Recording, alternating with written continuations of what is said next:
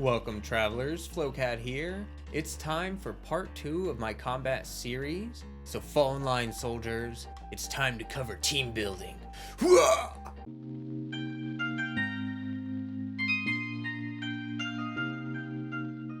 Welcome, I'm excited to bring you this video today.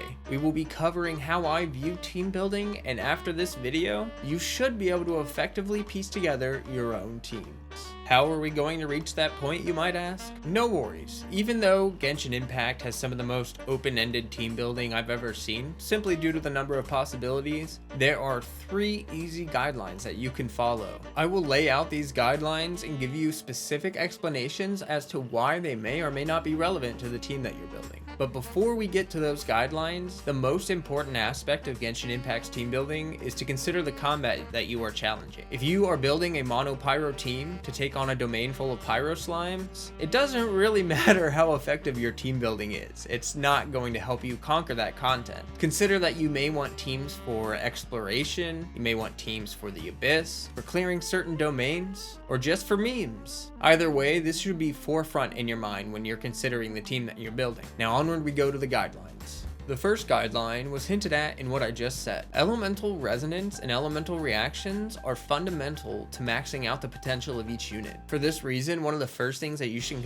consider when building a team is whether a certain resonance or a certain reaction is helpful for your team or not. Often this is a good place to start when building a team. For example, you might encounter a domain full of pyro slimes and think to yourself, I think I really want to build a team around hydro and cryo reactions.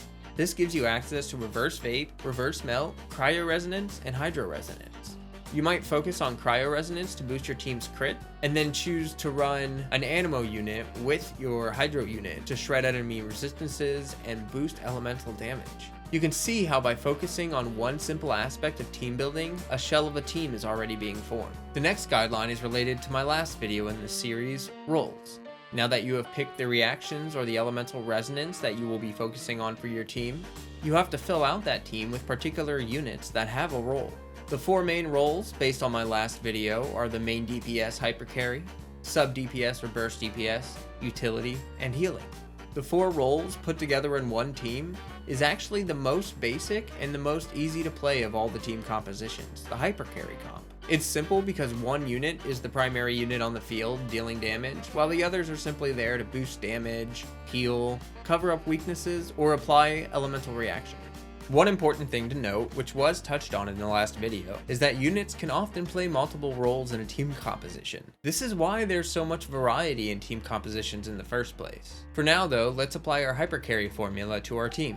For the main DPS, we will use Rosaria. For the burst DPS or sub DPS, we'll use Xinqiu. For utility, we'll use Chongyun, and for healing, we'll use Sayu.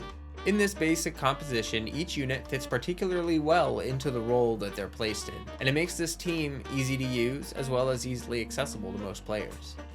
The last guideline is somewhat of an accessory to the first 2, as it is important, but not as important as the ones mentioned before. Every unit in Genshin Impact wields a specific weapon. This adds a unique layer of utility to every team that you build in Genshin Impact. For instance, let's consider the team that we already have built, our cryo team. Although this is a powerful team, there is a weakness that becomes apparent when you look closely. There's very little range damage in this team composition, and having 2 Claymore units is a bit redundant. Instead, let's consider swapping Kokomi for Xinqiu as the healer hydro applicator, and swapping Sayu for Venti as the sub DPS animo shredder.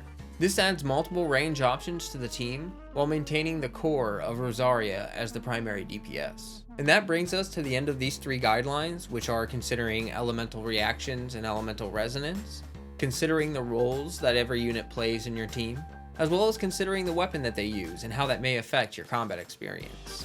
It's all very simple on the surface, but when you consider all 3 guidelines together, you can understand how much depth there is to team building in Genshin Impact.